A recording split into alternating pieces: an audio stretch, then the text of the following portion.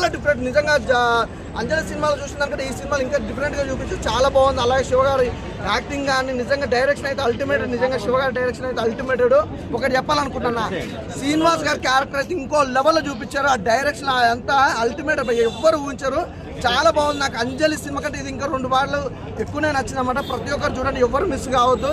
ఇంత అద్భుతమైన సినిమా. నిజంగా ఏంటంటే పంచులు ఉన్నాయి సినిమాలో, పంచులు ఉన్నాయి, కామెడీ టైమింగ్ ఉంది, సెంటిమెంట్ ఉంది, హర్రర్ ఉంది.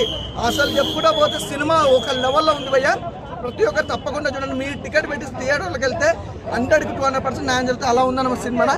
చాలా బాగుంది. మళ్ళొచ్చింది కాదనా, అసలు నెక్స్ట్ లెవెల్ షేక్ ఆడించిందో చెప్పుకోవచ్చు. చూస్తున్నంత సేపు ప్రతి ఒక్కరికి గుర్తుపడిపోతుంది. అసలు నెక్స్ట్ లెవెల్ మూవీ అన్న. గీతాంజలి గారు యాజ్ యూజువల్ గా అసలు యాక్టింగ్ మాత్రం చించేశారని చెప్పుకోవచ్చు. అండ్ ఇది ఒక డిఫరెంట్ స్టోరీ అన్న.